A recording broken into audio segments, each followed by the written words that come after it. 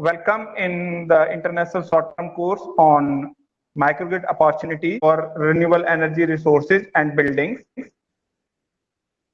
It's my pleasure to have the Professor Guerrero in this course as a keynote speaker.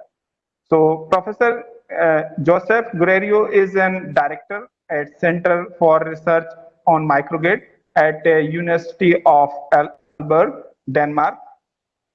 He is the full professor of Wilhelm investigator responsible for the microgrid research program at the University of Aalborg. Professor Guerrero citation is 52,974 and 100H index and I-10 is 568.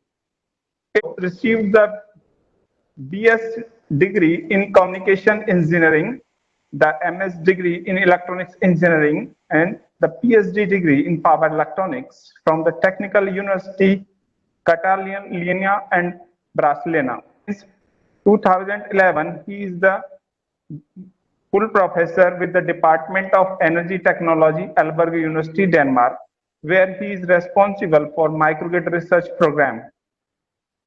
Since 2012, he is the guest professor at the Chinese Academy of Science, and in 2014, he is the chair professor of San Diego University.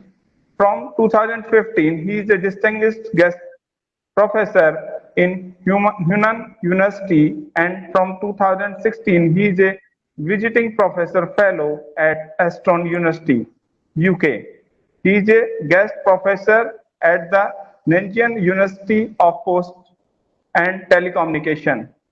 His research interest is oriented to different microgrid aspects, including power electronics, distributed energy storage system, and cooperative control, energy management systems, optimization of microgrids, and Iceland microgrid. Professor Guerrero is the editor-in-chief for Technology and Economics of Smart Grid and Sustainable Energy Springer. He is the associate editor for the IEEE transaction on power electronics, the IEEE transaction on industrial electronics, and IEEE Industrial Electronics magazine. He has also served as a guest editor for many IEEE transactions. Professor Guerrero is the IEEE fellow, and this is the very short introduction about the Professor Guerrero. If you will Google his name, you will find out he is the man who born for, I think, for the microgrid. So I would like to call him microgrid man because he has worked on the microgrid from the various aspects. He is not limited for only the stability or only for some energy management. He has think whatever we can think about the microgrid applications. He has worked like for the SAFE and for the community and for the campus. He has worked for many aspects of the microgrid application. Means whatever the applications we can think, he has worked on that. So welcome, Professor Guerrero. It's really my pleasure. You have accepted my request to be a speaker for this short-term course.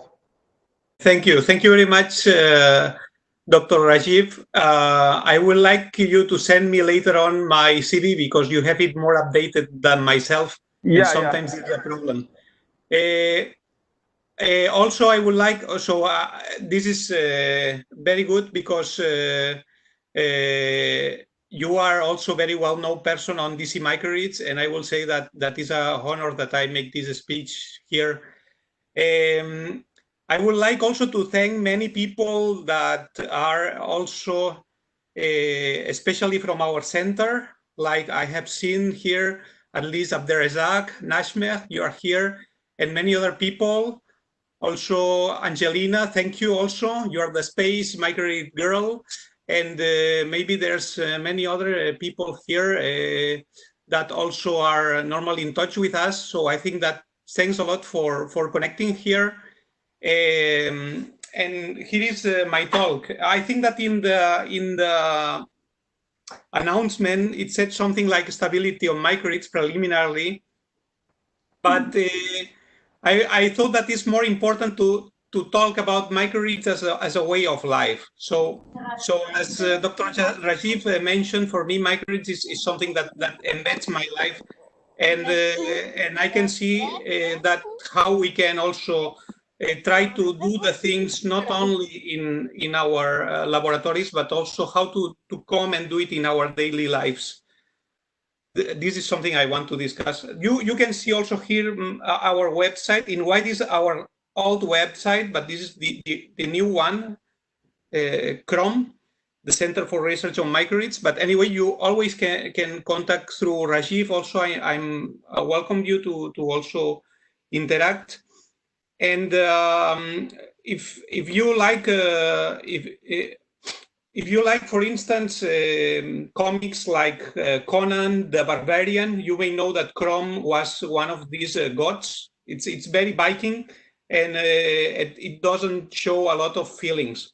So this is also kind of a funny story. It was some years ago a professor in the United States who asked me, what is your professorship about? And I said, well, it's about microgrids. And he said, but what will happen if some other project comes to you? I said, I will not take it. He was really surprised. Right now, it's more common, let's say. So this is me. When I was 10 years old, I started a lot of curiosity regarding electronics, building my own circuits, let's say.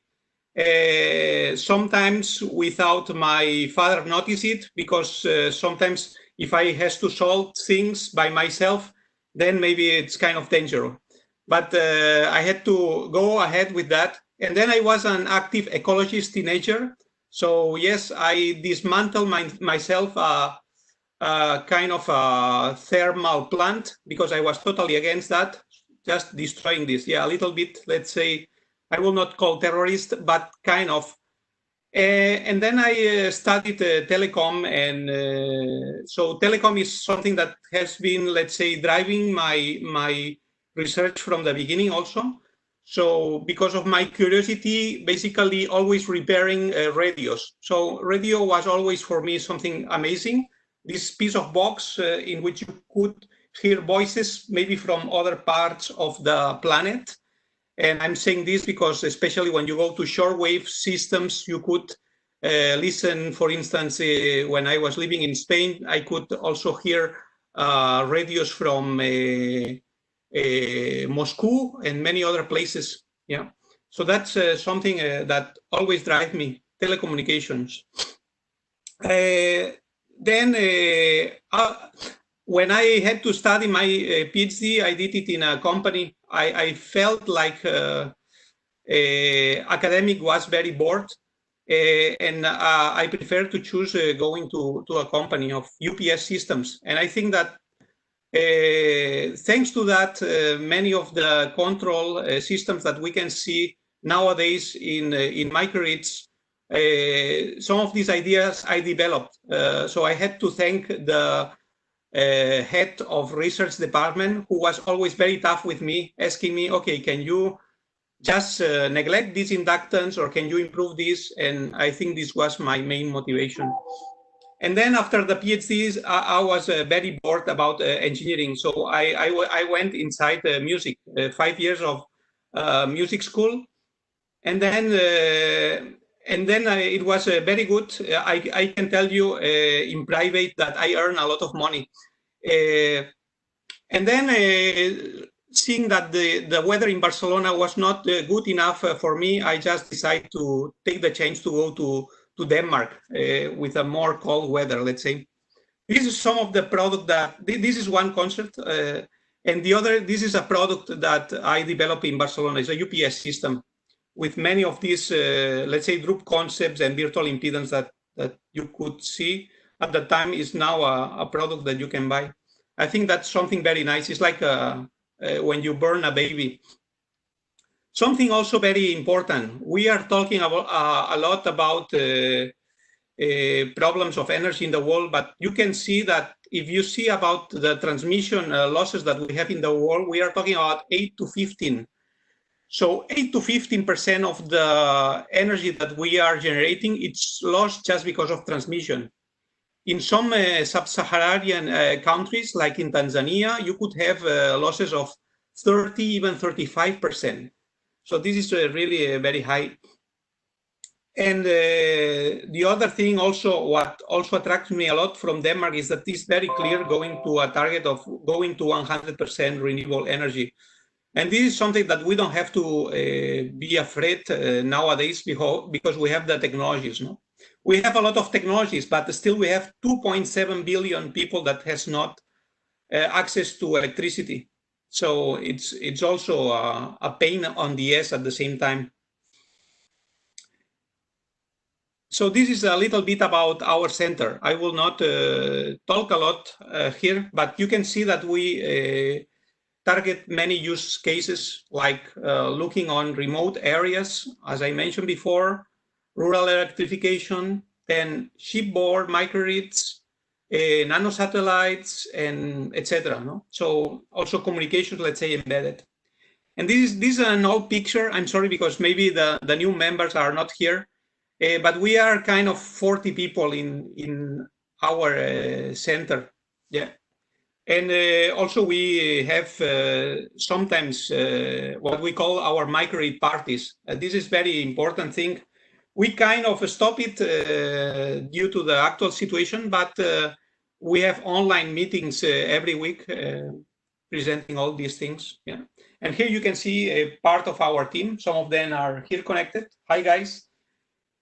And you can see also, if you enter in our website, you will see the number of PhD students. Right now, around 15 to 20 PhD students working different areas, let's say. We have been working a lot of years now on shipboard microgrid systems, and also how to implement it on board. So how we are going to extract these things, let's say in the sea, but also we start some projects also on how to implement those ideas on nanosatellites, and also the same thing, how to export microgrid ideas also to offshore wind farms. It was recently also the news that we start a project also with Turkey to study how we can start shifting ideas that we have been developed for many years in microgrids to offshore wind farms to avoid that blackouts like happened in UK last year. Suddenly power plant went down, frequency went down, and then the offshore wind farm just disconnect because the frequency went down. So this is something that, of course, we can try to make our system work like a grid forming, and also many other problems related to harmonics and so on that has been solved, let's say, in the micro world. Now it's exporting to also the macro world. Yeah. So sometimes also it's kind of when you solve inner issues, you automatically can solve outer issues, right? So this is kind of the things that we are looking at. So this is some of our laboratories. We have the main microgrid laboratory, which is a number of microgrids that can be also connected in parallel. And then we have the Maritime Microgrid Laboratory. This is an all DC microgrid, but we try to develop many things here. In the past, we also developed controllers for flywheel systems to put in vessels. And then the IoT Microgrid Laboratory, which is basically a living lab. I don't know if I have some slide here, but that's something you can also visit it. Then one of the important things when we have this kind of living labs is about the smart metering. Many people, when think about the smart metering, think about electricity, but I will say that this is only one part. We have also water meters. We have also district heating meters. We have also gas meters, even though in Denmark we don't use so much the gas, but in many other countries, like in the south, instead of district heating, you have a lot of places still with natural gas. So all these things you can, of course, collect, and you can send through M buses, and then you can start dealing with this amount of data. So one of the good things that we have implemented is in our lab together. This was in collaboration with the Danish company Kamstrup. to integrate concentrators that are able to extract different kinds of information from smart meters. And you could process and come with some, let's say, conclusions, and even, for instance, analyze how is the power quality in some areas. So this is how it looks in our lab. We did some tests years ago in which we just had a number of microgrids, and we use these commercial smart meters. That are the kind of the smart meters that we use also in our houses, exactly the same I have here. So, and we were trying to get some bugs or problems that could have in reality once we connect to this electrical distribution system. One way that you can get information from those smart meters is just using the router that you can see here, or using also an optic eye. So this optic eye, you just place it here. I have here also in my home. And then by means of USB, you can just download this information. So it's kind of nice because it's not only that the smart meter is used for the company to give you the bill, but also you can use it internally to take actions. You can see also what happened. These are real measurements from the smart meters. And you can see that when you have, for instance, a lot of consumption, how the voltage goes down. This is a three-phase system, and you can also observe here there's an imbalance. Yeah, the imbalance here that we see a lot is like what happened. You can see here in this is during a lot of injection of power. This happened a lot also at noon when solar panels are connected, injecting a lot of power, and then the voltage starts to raise. Yeah. So then you can also see this kind of phenomena using smart meters. You can aggregate them. You can detect which are the areas with problems, and then you can come with solutions from the utility side, let's say. So right now we have this situation. More electric vehicles, especially in the northern countries. More people installing solar photovoltaic systems. If you see, for instance, in Germany. And then how this the interaction between both in the, let's say, in the distribution level. Of course, when we talk about distribution level, it's low voltage cables, so resistive. That means that voltage is coupled with active power. Not the same that happened when we talk about big transmission lines in which active power is more linked to angle. So that's one of the important things that we have to think when we address microgrids. Then you can see here our IoT laboratory also facilities. We have some solar panels in the roof. And then there is the wind turbine. I can give you a link maybe later on in which you can make a 360 degrees tour. And then here, well, what happened is that after some years researching the sex of microgrids, I decide that maybe it's the time to become a customer, no? So I think that more or less know this story. I just installed 2.4 kilowatt peak in the room. This was like 4 or 5 years ago. And the point is that at that moment, the tariff, you can see it's a little bit poor because when you inject power to the grid, you just get half of the price that when you buy. And of course, they are buying my electricity. These electrons are then giving for double of the price to my neighbor. Imagine the electrons just produced here, just few meters, and the price is double. So it's a very good business, of course, for the company. Then I said, if I have to give it to the company, I prefer to use it myself. So that's why I have here my electric vehicle. And right now, as we don't travel as before, it's very good because I will say that you could use it. Right now, my charging station is not bidirectional, but we expect that, let's say at the end of this year, a lot of companies are coming with some bidirectional chargers. So, as many people know, I did like a doctor taking my own pills, and my favorite one is Dr. House. And why Dr. House? because one of the sentence from this doctor is that if you really want to do something, you will find a way.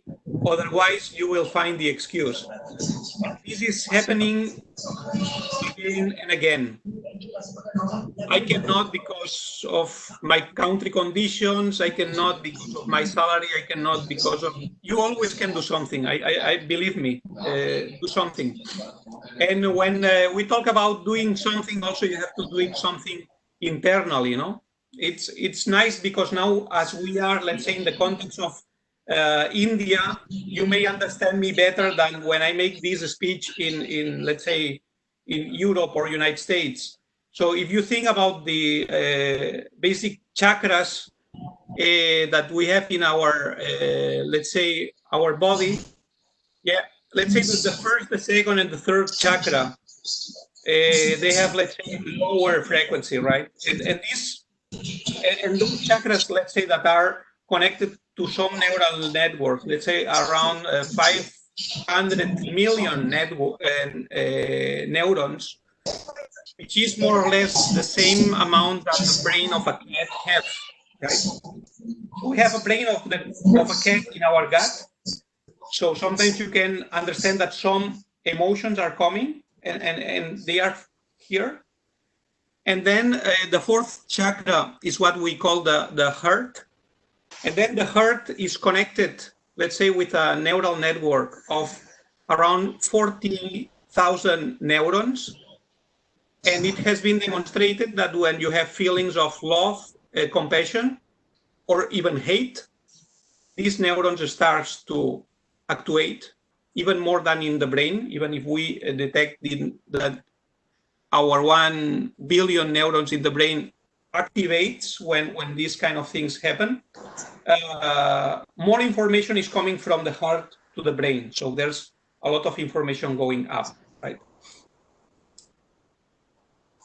So yes, that's, oops, for some reason.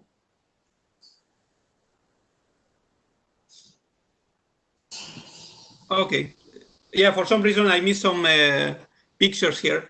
So yeah, that's, I will say that we are talking really about a distributed network. You know, it's like right now when we talk about microgrids, we think that some people start to propose maybe distributed systems, so you could have the intelligence in a distributed way. But I will say that each part don't have the same intelligence than the other. So as we are looking at artificial intelligence, I think it's also very important to look at really how our neural network works, and it's something beyond only the mind, right? Let's say the brain part. It's the three brains that we have and how they interact, right? The other frontier is quantum physics. So if you look at quantum physics, still more amazing things are happening.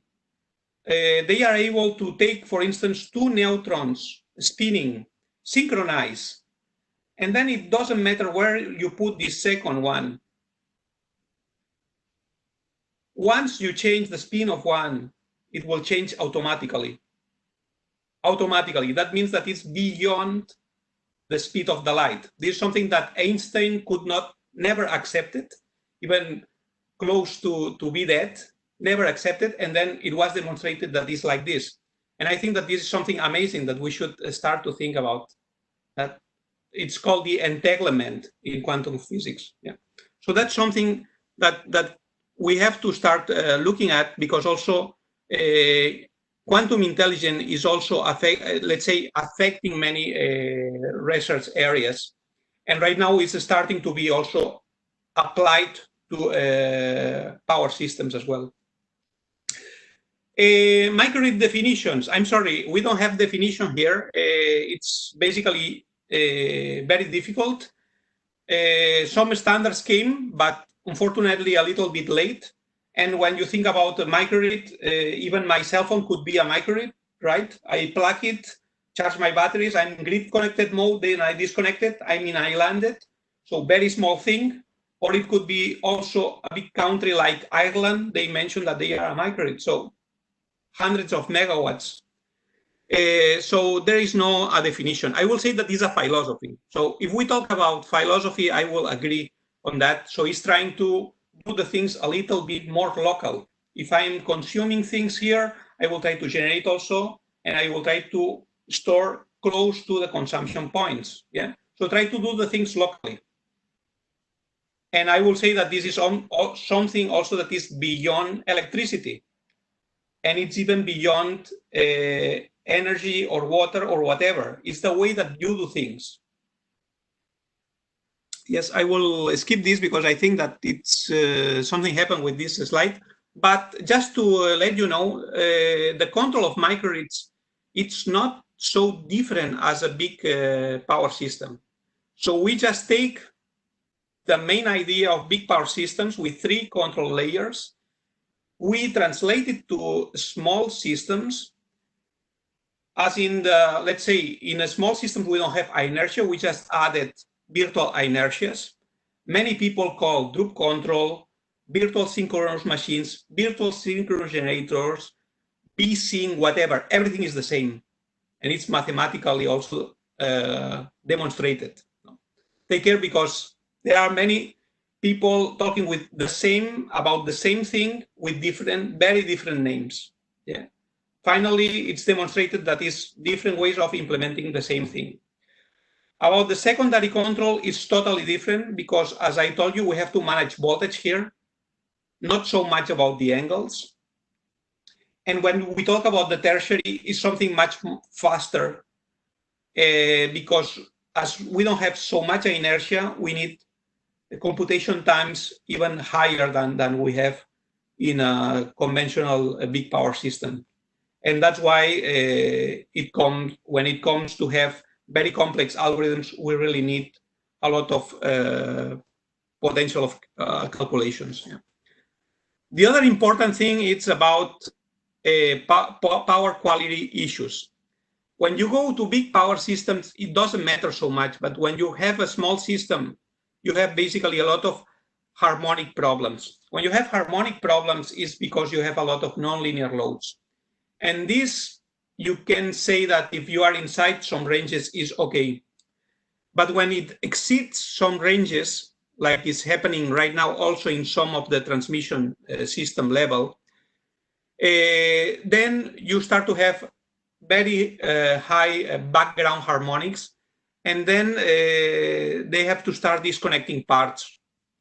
And this is happening, for instance, with wind farms. So wind farms, because they have so many power electronic systems, they maybe can operate very, very good independently. Once you put them in parallel, they start interacting, interharmonics appears, passive filters doesn't work, create a mess, and we have to disconnect them.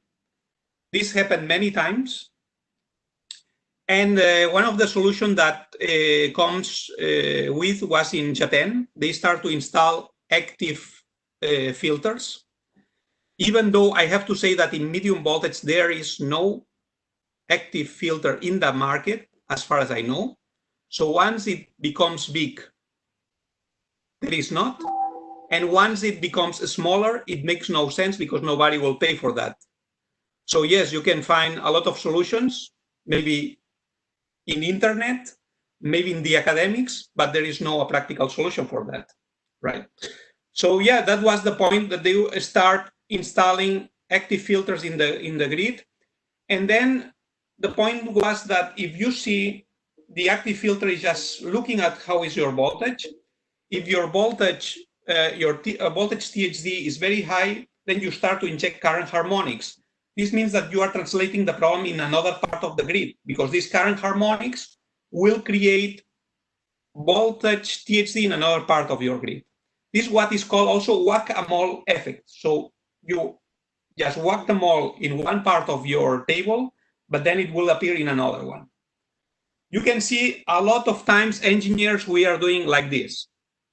We solve one problem because we are just focused on one thing, and then the problem appears in another part. Sometimes even worse. So that's why also we need coordination and to be a little bit passive. They just make it a little bit passive, and that was the solution.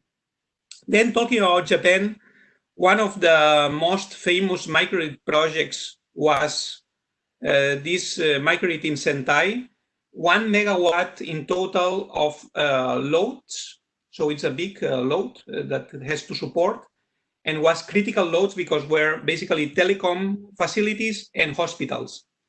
This microgrid is placed very close to Fukushima. Yeah, the way that is designed is very nice. It's like a double DC AC microgrid, like you can imagine like an online UPS system providing AC and DC resources. So it's very nice. We can discuss because now we don't have much time. But the point is what happened when it was the Fukushima disaster. I'm sorry because I cannot see well the pictures. This was March 11, 2011, now almost 9 years. At that moment, the grid we have the outage because of the earthquake. And we still have, of course, solar power, but disconnection from the grid, and the plant was working only with batteries and solar. It was there is some machines there working with gas. They were also disconnected because of safety. The second day, natural gas engines enter into the equation, and still they were working with solar photovoltaics, so people could still call home, and the hospital were running good. As you can imagine, also was very complicated. So we had a microgrid during 3 days working in island and supporting telecom and hospital of the area. I think that this is a very, it's a disaster, but it's very curious that has to be another kind of technology who has to support the disaster produced by these other kind of technologies that none of us like. Another interesting thing talking about DC microgrids is also that you can improve efficiency. Improve efficiency, but of course it's not impressive, and it's not always like that. This is just one example in a project for supplying a data server. And this data center had an online UPS system. As you can see here, you have here a number of conversion. If you just suppress the inverter and the front end, you can gain more or less 11 till, let's say, 14% of efficiency. Yeah. It's not impressive. It's good if you have to make it from scratch. If not, it's better don't do it, because you will have to change so many equipment that is too expensive. This works specifically good for a data center because the data center is working on DC. Some people, and we did the same, we made a study in a house, and it was only to having the house, let's say, totally isolated. You produce your own electricity, you store it, then you can improve 10% of efficiency. If you have to rely on a connection to the grid, we start to have even worse efficiency. So yeah, this is the situation. We have to study case by case. And Intel also did the same. They studied it for a 380 volt DC data center. And again, it was not impressive. 7% of improvement of efficiency in that case, and 6% of savings. So again, they feel the same. If we have to go for a new one, yes. If it's to retrofit the old ones, maybe it doesn't pay off. You can see here the same, the promise of the DC homes. It was a big promise. Some Koreans start to say, yeah, this is nice, we go ahead. The problem is always the same. You need a big rectifier in the input of your house. And this rectifier cannot be optimized because it's changing all the time the operation point. So if you're not like a power plant, even in my case, I will not see improvement in efficiency if I change my home to DC. So you have to be very careful. In some examples, and for instance, I think that in the case of India, you have some examples of DC microgrid systems This is from a Schneider, but this is just one example, so don't think that that's the best solution. I'm not sponsoring it, but this is a nice example because they have a 230 volt DC that you can transmit power in a radius of around 1 or 2 kilometers, and then you can provide electricity in DC. So that's nice. All those smart meters don't think that is to make the system more efficient or whatever. It's just to people to prepay it, you know. First you give me the money and then I will give you the electricity. So yeah, sometimes it's like that, unfortunately. Ideas about DC microgrids. Yeah, it was a lot of good ideas, I will say. And for instance, Kakigano, who I have also the pleasure to host here in Aalborg many years ago, was proposing a DC bipolar system. So thinking on having plus and minus, for instance, 170 volt, could be very good for a Japanese environment in which single phase voltage is 100 volt. Then fix 50 or 60 hertz, it depends on the part of the island. So some parts in Japan, they work on 50, some parts they work on 60. And in Tokyo is a mess, yeah? So this is more or less the situation. Right now, all of this, nothing arrived at home, as you can imagine, yeah? The idea, but in some distribution systems, like if you know in Lappeenranta in the north of Finland, they are using a distribution system of plus minus 750 volt with the same idea to support 5 houses that they are, let's say, isolated. It's kind of a demonstration. We have to be also honest on that side. It's a very nice idea, but it's not something that is booming. The same happened with another company, RE Bus in Holland. They propose a DC bus to connect renewables, to connect your house, to connect your EV, whatever. Okay, it was it entered in bankruptcy many years ago, and now it becomes a standard. Yeah, it's something funny. You make a, let's say, a economic disaster, but then you are an open standard. It's okay because they open it and everyone can use it. That is the nice part. My question is who's using it? The concept is really interesting from the point of view that they are using voltage here as a main drive, copying a little bit so mimicking a little bit how the frequency works. You can see, for instance, that if the voltage of the bus increases, this means that we have a lot of generation. So what you will do is to reduce the power. This is exactly what solar inverters do in big power systems. They are connected to the main grid. If they see that the frequency is going up, it's like, oh, I'm generating too much power, let's reduce it. So the same concept they implemented here in voltage, and many other ideas, let's say, load shedding, etc., but focusing on voltage. As you can imagine, when you focus on voltage, you cannot go far away. So it's very good for a microgrid system. But of course, if the system starts to be very big, then the Ohm's law is against us because the voltage is going down. The other main problem is how you define the buses. So imagine you could have a 380 volt that more or less everyone is agree with that number for, let's say, big power applications. Once you go down in voltage, maybe 48, maybe 24, it's difficult to really have a standard, and there is no standard. It's going to be very difficult to agree on this direction. Again, what happened when you see about electric vehicles? Yeah, about electric vehicles is very nice because we are, for instance, if you think what we are doing when we try to connect like a cell phone, you just arrive home and you plug it. What you have is a charging pack, let's say a converter, inside your car. Yeah, it's a small charger. If you go to the next level, like I show you, just I installed, it's a little bit more power. Mine is not such a big. I think it's around 3.7 kilowatt.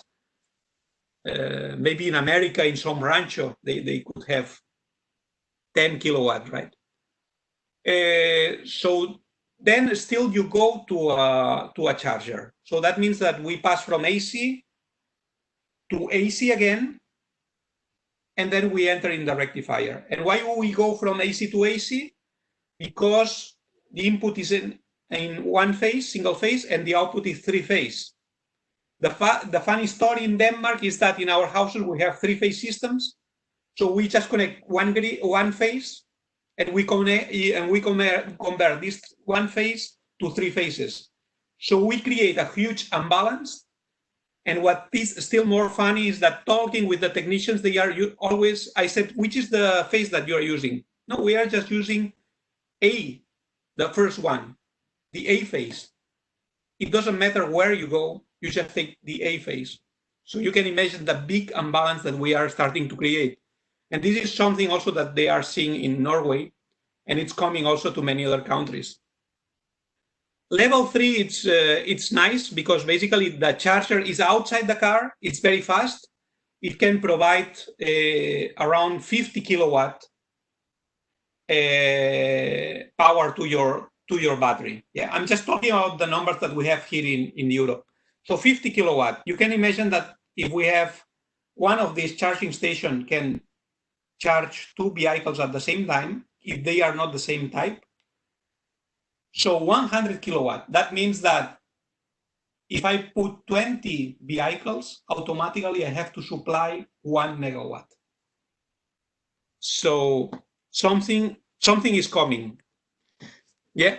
For instance, here in Denmark, the banks stops to give loans to people that wants to buy old-fashioned cars. Only will give you the loan if it's an electric car. The next question is what will happen with everyone with electric cars. I'm happy with that because we are creating a problem, and don't worry, we're going to solve it. For me, it's worse to say, as we're going to have a problem, is better don't change it, right? And what we see also is that some products are coming, and this is just one example from Nissan. It's what is called lift to home, which is basically a bi-directional converter. At the beginning, I thought that this really don't makes a lot of sense because when you have sun, basically you are not at home, you back home, you need electricity and so on. But right now, in the last couple or 3 months, I start to feel that this can be a very good product. So that's very nice. The problem is that this product can only be found in Japan. I saw that it's very difficult to find it in Europe. I don't know about India or other places. But many other companies are coming also with the same idea. And I think it's very good because it's basically 6 kilowatt bi-directional converter. And with 6 kilowatts, you have enough to supply your. Please mute. Then the other thing is talking about stationary batteries. So, of course, if you are not at home and you want to store your electricity, you can also do it by means of batteries.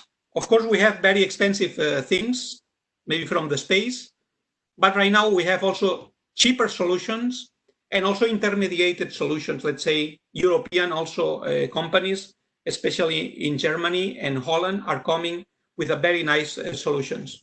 Yeah, I will explain you maybe my experience next year about that. So another of the projects that we did also in collaboration with Norway was to think about having DC buses, also DC microgrids to charge electric vehicles. And that's something very nice because you could develop also energy storage systems, let's say stationary, to avoid down the grid.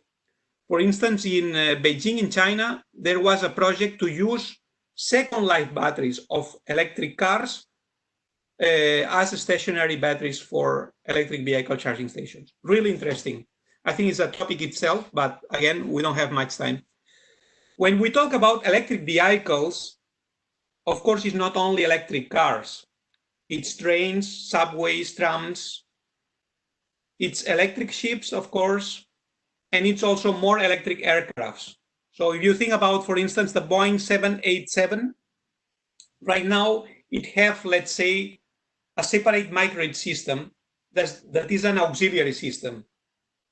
Don't think that, of course, you still have the main engines, but some of the auxiliary engines are connected to small wind turbines. So they are small variable frequency starter generators. They have 2 per engine, and they collect this energy and they store also inside batteries, and they use this here inside these generators. It becomes really like a microgrid system. Yeah, I cannot enter in detail here, but there is some parts, let's say AC parts in red, 230 volt in AC, going to 270 bipolar DC. So you saw this idea of bipolar, maybe was not a good idea for the house, but in the aircraft, it's working very well, because you have to imagine that in the aircraft, you need the higher reliability and resiliency that you can. So the good thing is that if you have some problem with one of these phases, you can still use the other, right? It's like you have 0 plus minus. So if this is dead, I can use this other. Well, it's better don't talk about aircrafts and deaths, right? So the same thing is also happening with ships. For instance, here in Denmark, we have a monster called Danfoss, and I call monster in a good way, saying that it's a very big company having power electronics converters, and they have been working more and more to integrate some other companies, especially from Finland and many other places, in which they develop converters that are, let's say, certified to put on board in ships. And I think that they are doing very well these things. At the same time, standards are coming, like this one in IEEE, already 10 years old, defining what we could call multi-microgrid systems in ships. This is something that US Navy was very interested on, to develop DC ships and so on. But US Navy is US Navy, right? When you think about commercial applications, is another complete story. And this is maybe our target, no? To how we can do the things to have really a huge impact. So you can see a little bit more. That was the way that they conceived the ships, like different microgrids interconnected. In that case, can be DC, for instance. Indeed, the US Navy was a pioneer on this, coming with 3.3 and 6.6 kilovolt on DC distribution. Now the question comes with of course, circuit breakers and protections, not easy at all. And this is why also you can see here how in ships, there is a shift, let's say, from AC conventional ships. This is not very conventional, let's say, because you are using diesel, you're burning diesel to generate electricity, and then electricity to move the motors. And now some people ask me, okay, and which is the advantage if I just want to use a conventional explosion motor? Well, here you have much more chances of improve the efficiency, because electricity is flexible, it's more flexible, and we demonstrated this. But however, if you work on AC, the frequency is fixed. So this means that your diesel generators are always working in the same operation point, which is normally not optimum. If you go to DC, then this means that the diesel generators can operate in the optimum point. And this means that the diesel generator is working more efficiently. The question is it the whole system more efficient? And we don't have the answer. There is no answer, because it changes from case to case. Some people that want, of course, to promote these technologies will show you the nice numbers, but I can tell you that there's a final conclusion still about that. And the second thing is that if you want to have very good efficiency, maybe you have to increase the DC bus. And if you increase a lot the DC bus, circuit breakers are a problem. And don't tell me that yesterday it was in some lab that they create a circuit breaker. We need technologies tested for 20 years to put in a ship in which we have human lives and important resources, right? So we have to be careful. That's why you can see the previous slide was from ABB. Now Siemens come with another idea. And the next slide is saying ABB comes and say, don't worry, you have a lot of problems with this. What I can do, because you have long cables from your DC bus to the motors, what I'm going to do is to move the converters, they integrate inside the motors, and then you have the long distance is just on the DC part. And how you solve it? Increasing the voltage. So again, having more problems with, of course, circuit breakers. Seeing that this doesn't work very well, maybe for small ships is fine, but when you go to ships, let's say higher than, let's say, powers of 20 megawatt, then they had to change again the strategy. Yeah, I'm going to skip this, but this is just to show the different operation points. And say, okay, let's do another thing. Let's just work in variable frequency. So the diesel generator can find the optimum operation point, and we just change the frequency from 48 till 60 hertz, for instance. Yeah, this is very nice because, again, generator is operating in a very efficient point. We don't know about the transformers. We don't know about the harmonics produced here, what happened when you sweep frequency. And then, of course, still you need some converters for the hotel loads, because let's say that internally there's many things that works on 50 hertz. So all these other loads, as we consider that are lower, it's okay, but still you can see a lot, let's say the double conversion that you have after this 48 till 60 hertz, you have two converters, the back-to-back converters that go to the motors. Yeah. Nothing else. They just announced this in the website.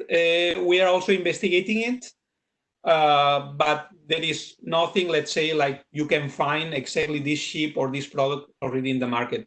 Just some estimations. They say that you could have around 6% of annual fuel savings for very large cruise vessel. But of course, this will change again, depending on how is your missions and so on. Another interesting thing that also happened with electric vehicles. So you are with your car and you just brake the car. Once you brake it, electricity, your generator becomes, your motor becomes a generator, and you can store the electricity to the batteries.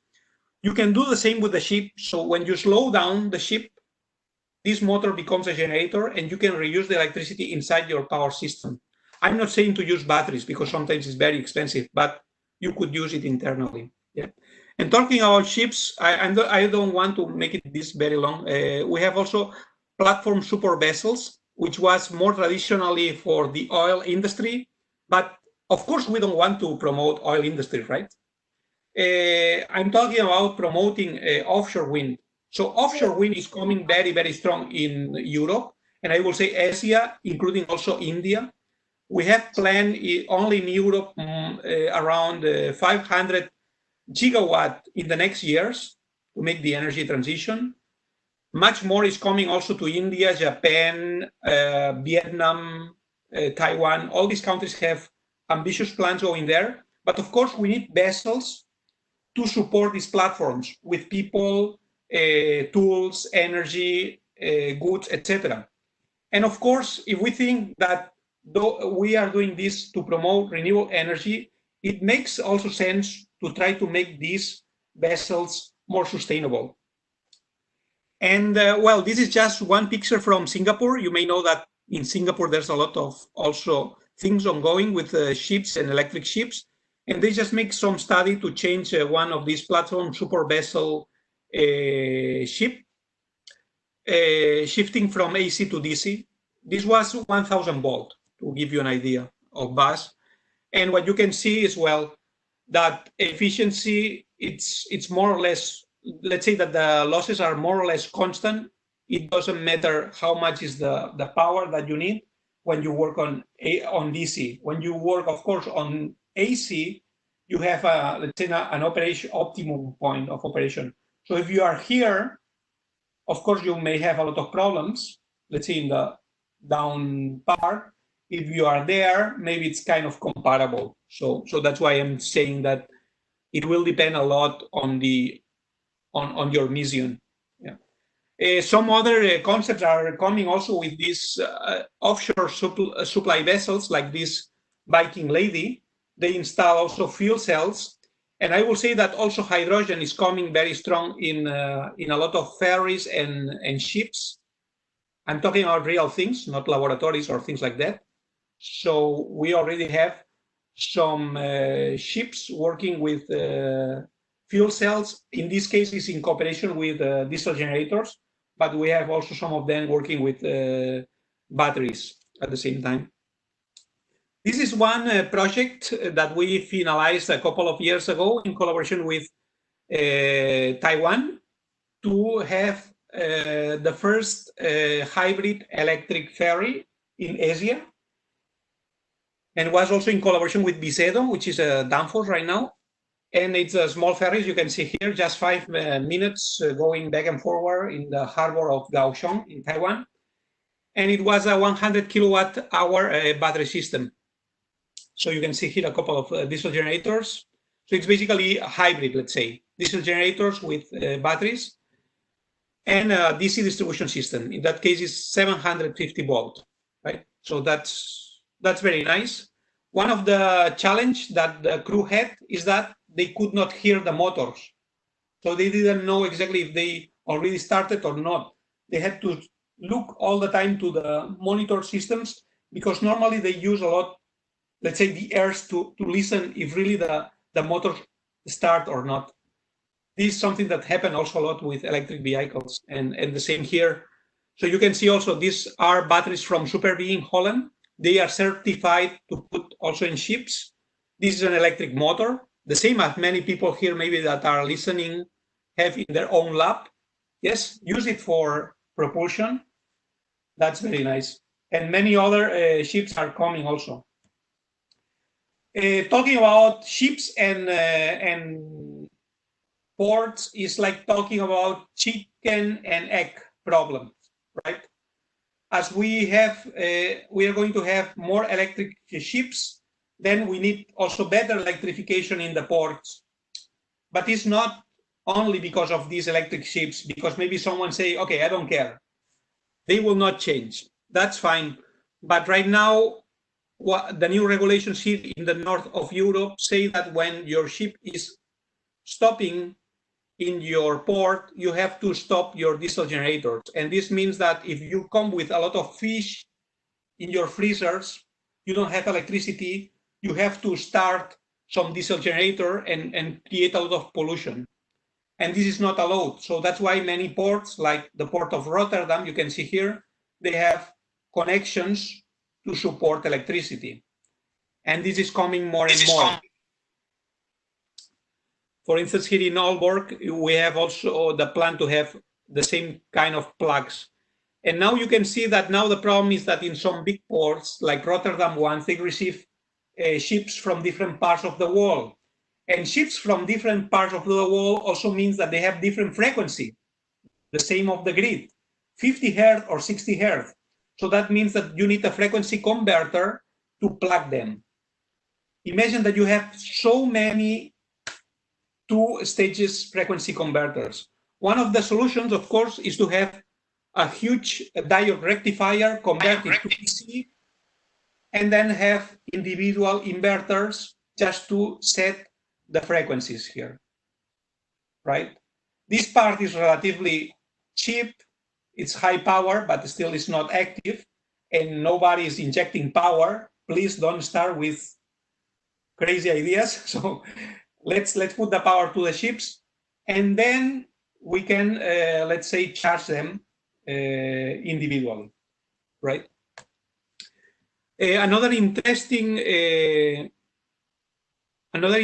let's say, thing.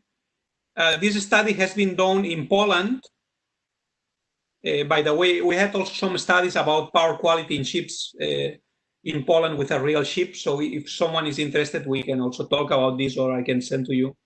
They make the study to see, okay, what happens if my ship is coming? I have to connect the ship, and I have like to synchronize the ship to the grid.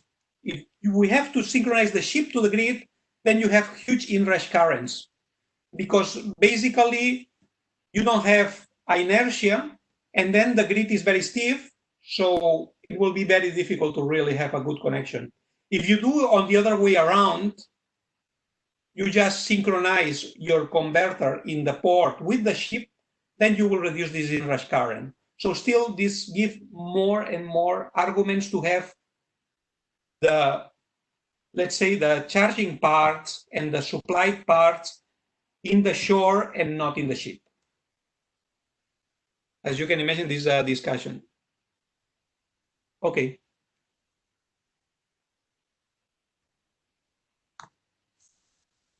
Another thing, we are also seeing here, also the same here in the port of Aalborg. We have some electric cranes, but those electric cranes, a lot of them are still supplied by diesel generators. So we burn oil to generate electricity to connect it to the crane. I know it's crazy, but many things are in this direction. Okay, if we want to do in a better way, of course, we can connect the cranes to the grid, but you can imagine that this needs a lot of power. Now, one of the solutions to reduce the energy and the peaks of power need is as follows. You can see this is imagine that this is a ship that comes with a lot of, how to say, with a lot of these kind of boxes, like containers, and then those containers you have to put up and put it down. So once you flip it up, you have to inject energy. Once you flip down, you can generate electricity as well. So that's very good because you could also balance this energy. Right now, I can tell you that all this energy is burned in resistors, in dam resistors. So this means that we are just losing this energy. According to many studies, this is just one example, but we did also other studies. All of them demonstrate that if you recover this energy, you could increase in more than 40% the system efficiency. And this is something that is coming, let's say, more direct connection to the cranes and also having local storage or sharing, let's say, energies between cranes. Yeah, something else that also is coming, it's also collaboration with one of our companies here in Aalborg, making nanosatellites, and we are using some ideas also for DC microgrids in the space. And then another very interesting here, and I know that also our member Najmer is also here listening. It's a collaboration with UAV in Barcelona and the European Space Agency. In this collaboration system, what we saw is like space closed ecologic systems, which is basically to have something is an ecosystem, but is kind of isolated. There are many in the world, let's say, some of them you can see here. To think what can happen, for instance, when we have an astronaut out, let's say, in the, right now, all these experiments are for the European space, international space a platform. So you can imagine that, of course, you need to support the astronaut with oxygen, with a very, let's say, very tight level of oxygen. These astronauts also have to make some physical needs, let's say. So we can use maybe pee or poo to also, by using these nitrates combination of all of them, to also grow plants, and these plants also take solar energy, let's say, to make the photosynthesis, and we can start also storing this oxygen and then supply to the astronauts. This system is really like a small microgrid system. This is what we demonstrated. So looking at this kind of system in which you have, let's say, photo generation, storage, in that case, oxygen, and consumption, and it's isolated, we could also apply microgrid control principles for that. And we start to have the first results. Yeah, I cannot share still with you, but these are some of the, let's say, pictures of the pilot plant in Barcelona. You can Google it, Galisa pilot plant. And it's basically, we're not using astronauts. We are going to use rats, yeah, poor rats, yes. And here are the plants that also we are growing. You can imagine that there is also this kind of conversions inside.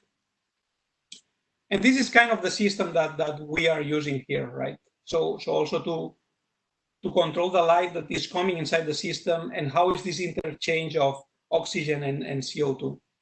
So I will say that sometimes you have the feeling like you are making some research in one area, but I can tell you that many of your research can be applied to other areas and could come with novel ideas. And of course, you could also open to new things. So you could see also, let's say, a parallelism here between photosynthesis and photovoltaics, between oxygen storage in this case and energy storage, and microbial fuel cells and hydrogen fuel cells, for instance. So it's clearly that finally all these things you have to describe in let's say dynamic equations, and those dynamic equations you have to control. Of course, if you have already tools that you have been working for many years and you know them very well, why not apply these principles? It's kind of the same that happened to us, like right now is almost 20 years ago, when we started to apply the principles of the big power systems to microgrids, because we really had no idea how to start controlling them. Now that we develop all these 20 years, we are able to shift to other applications beyond that. So this is as a final statement of my presentation. Maybe you know this sentence from Albert Einstein. It says, we cannot solve our problems with the same level of thinking that we create them. So that's all from my side. Thank you very much.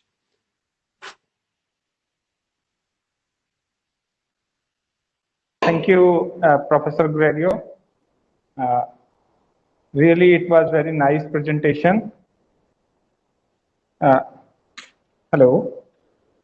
Yes. Yes, you are audible. Yeah. So now I would like to invite my colleague to put the question answer.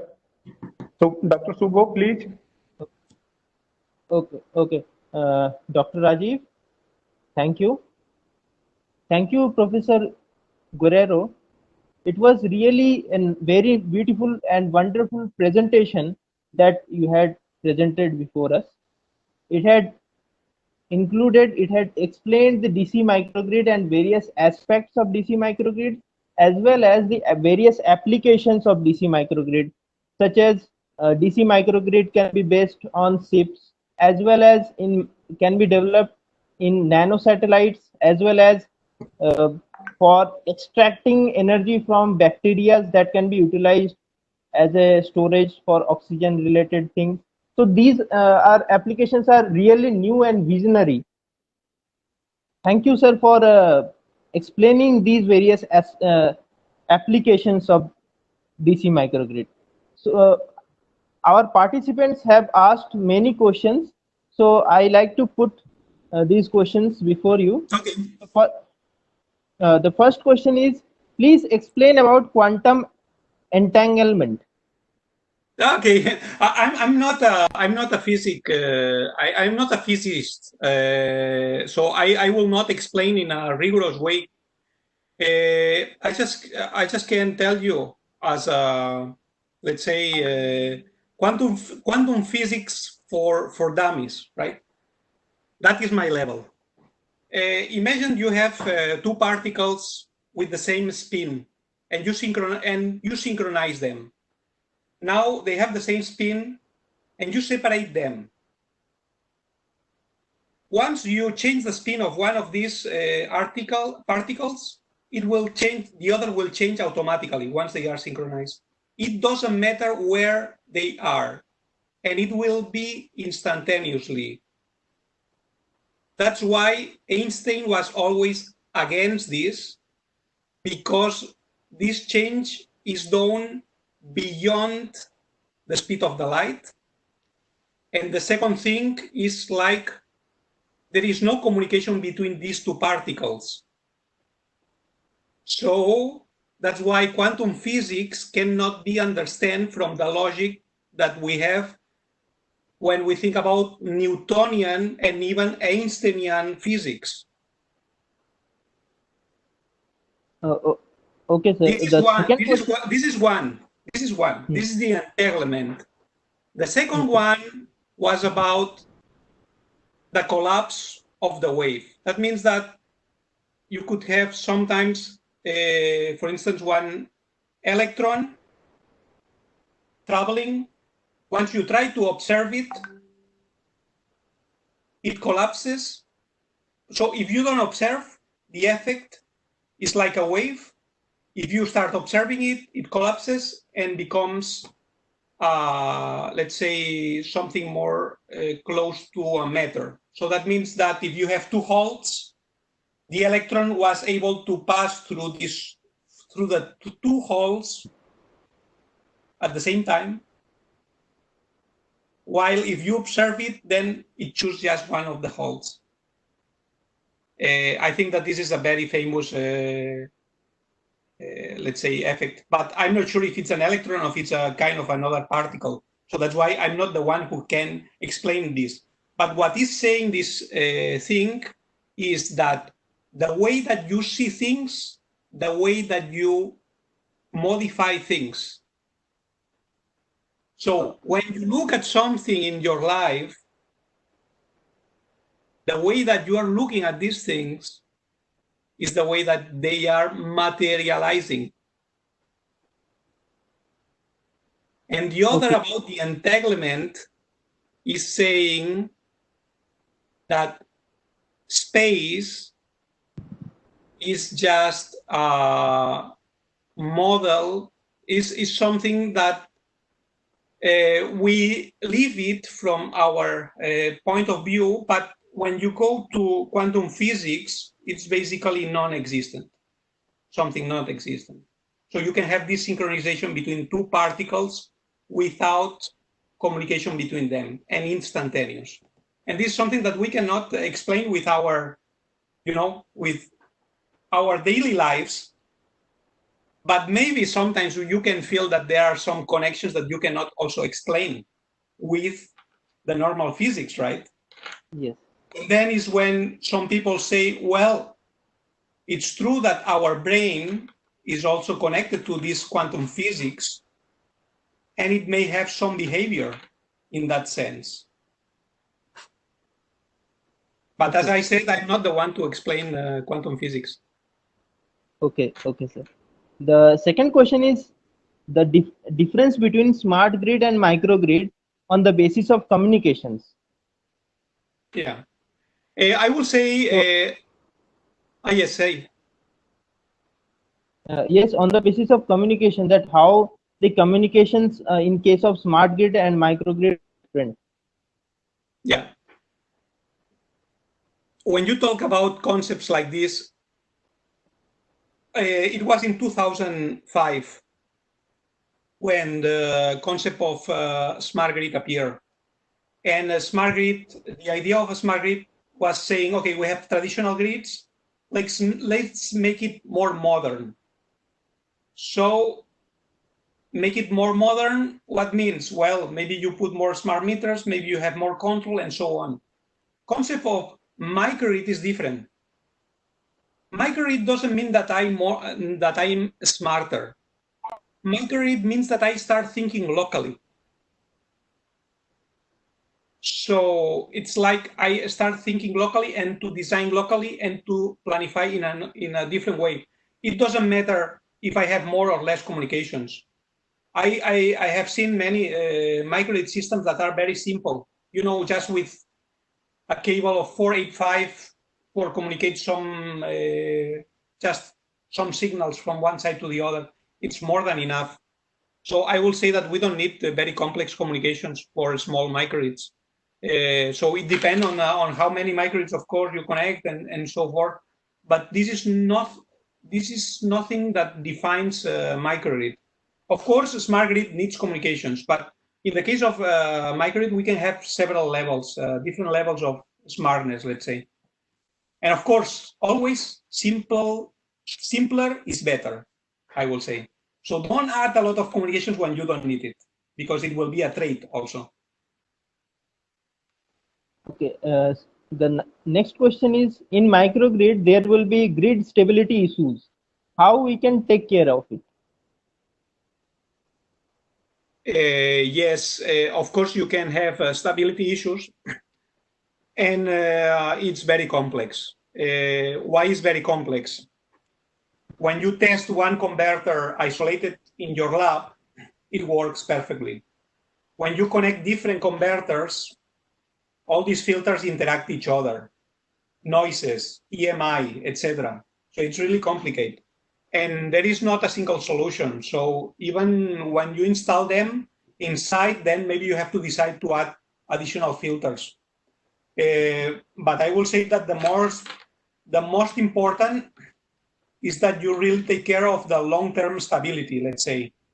That really, let's say, the design is well done, because as is a big system, is a small system, it's very easy that you design the system and after some months the batteries dies because it was not a correct operation of the system.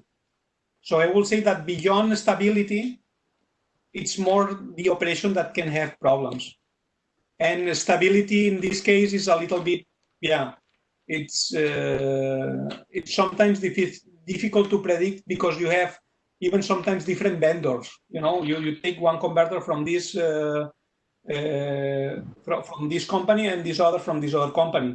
I will not say that if it's the same company, you will not have the problems, because again, you have it. So that is the point. I think that if you want to study the stability, you have to take care about what happened, especially with harmonics, because the grid is very weak in that case. And if you don't have, let's say, the problem with harmonics, I will say that maybe suddenly you start connecting a lot of loads, or you make a big step and then the system go down. So because we are very, let's say, very familiar with our big power system in our house, we just plug things and this kind of, let's say, step changes can really attempt the stability. So that's something that we need to care. So I will say that we need new ways of designing filters. So maybe if your product is going to be microgrid compliant, it should have a special design, the filter, and this is something that we have to take care. Sir, I want to ask the last question. That is, what type of battery is available for homes microgrid with minimum cost and maximum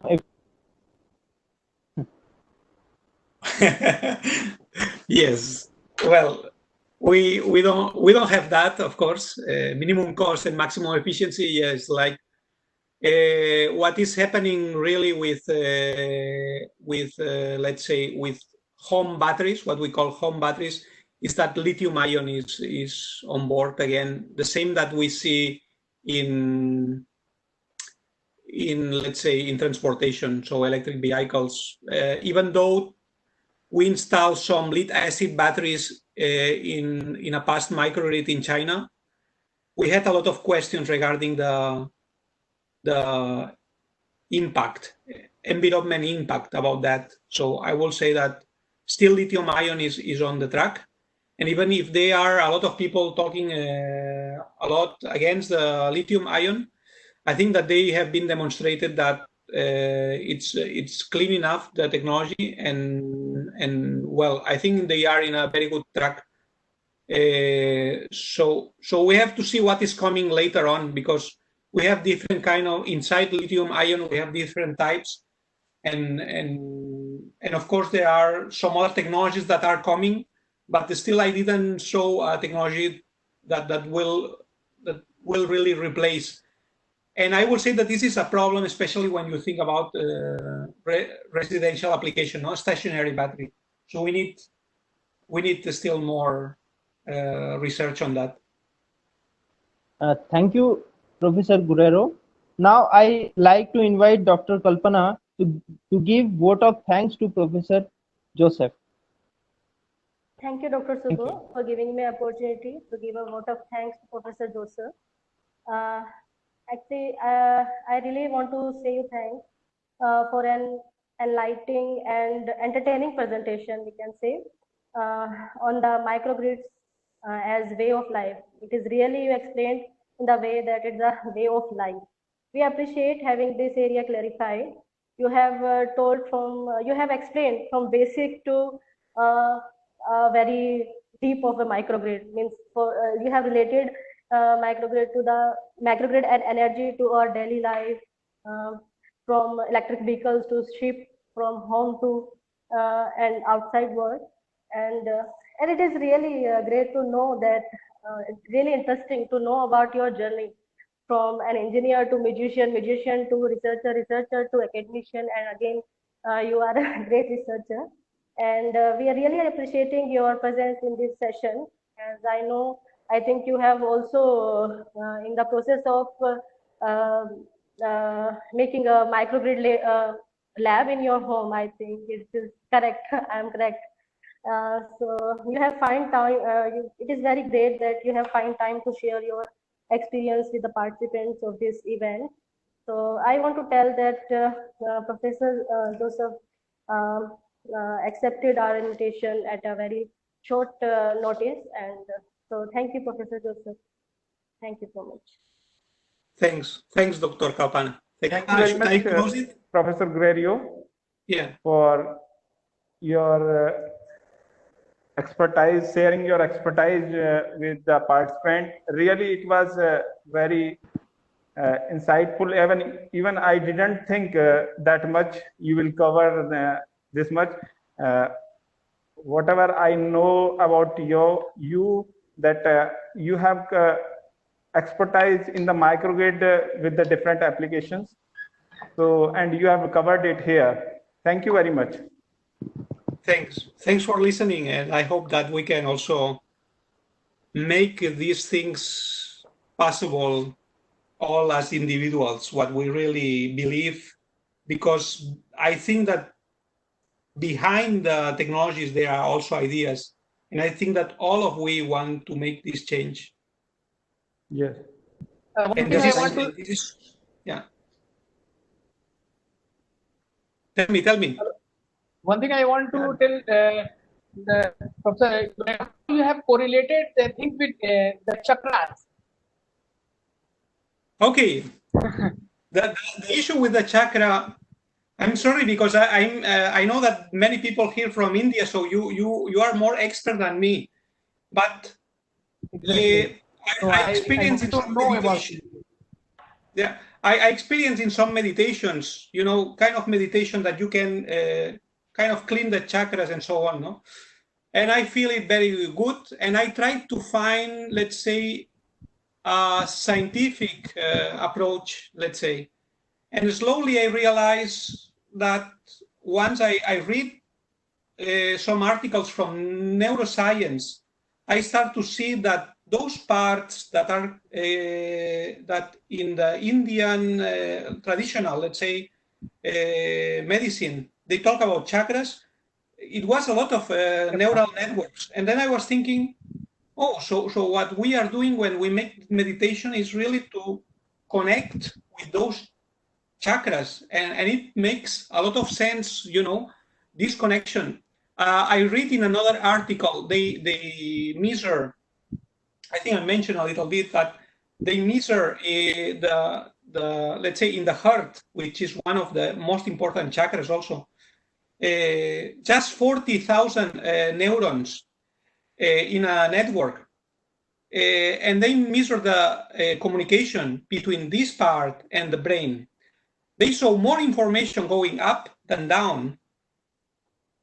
And this is amazing because sometimes, and when you express things, you say, oh, I just feel, I'm just saying it from the heart, It's like you have an intuition, sometimes, I don't know if you experience this, you have an intuition and you don't follow this intuition. You think with your mind, no, I will not follow it because I calculated and I will go this direction. And if you go this direction, you realize this was wrong. It was better to, and you say, why I didn't follow my intuition? It looks like these 40,000 neurons, very fast, they can give you a solution, which is this intuition. And it comes from the heart, in which you have also, as I said, these feelings of love, compassion also, that's very important also. No? You feel gratefulness. All the time, they have been seeing those neural networks, how activated every time you have these feelings. And then these feelings also goes very fast to your brain.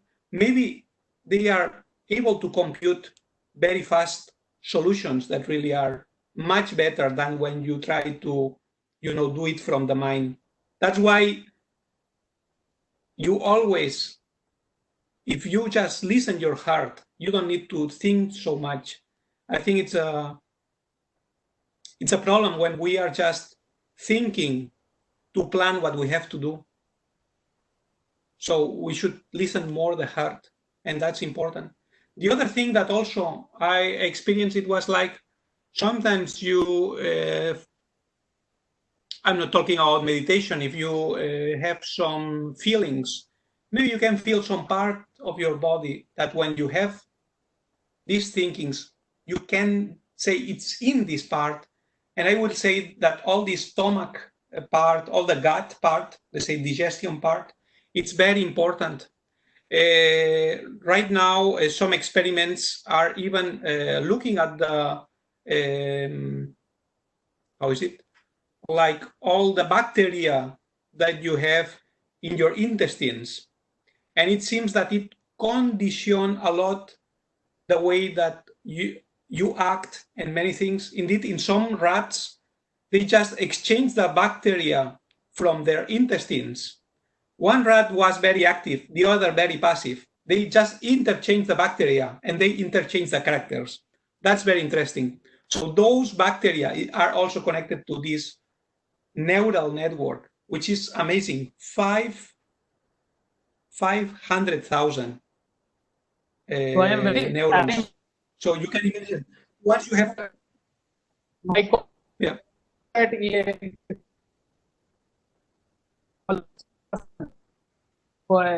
To speak here. So you are working holistically very Thank well you, Dr. Goswami. and correlated your Actually, I come into the contact Professor Guerrero around 10 years earlier when I start my working in the area of microgrid, and Professor Guerrero was the editor for that special issue, and that was my first paper from the PhD, and he told me that you have done very good work for this paper, and you are doing very good job in the area of microgrid, DC microgrid especially. And from 2011, from that time we are in contact to each other. Yes. So that we can make a visit for him for Haridwar and every place where he will experience further chapters and everything. We should invite Dr. Guerrero to India and our institute. Definitely. We will make an arrangement for him for some spiritual person. Yes. Okay, I will be really happy. Excellent. Thank you. Yes. Thank you, Professor Guerrero. Thanks a lot. Yes. Sir, Thank you so much. it is also very informative that how bacteria are getting the information from neural networks. Yes. I think we still don't know. We don't know that, but there are many research ongoing with that. Very interesting, because also can give us how also we are connected with what we eat. So what you eat also feed some bacteria, kill some other bacteria, and then this is connected to these neural networks, which are really what are producing emotions. And emotions, we know that when we have emotions, this produce changes in your brain, and this produce at the same time change of reality. Thank you so much. Thank you very much. Thank you very much. Thanks. Thank you. Thank you.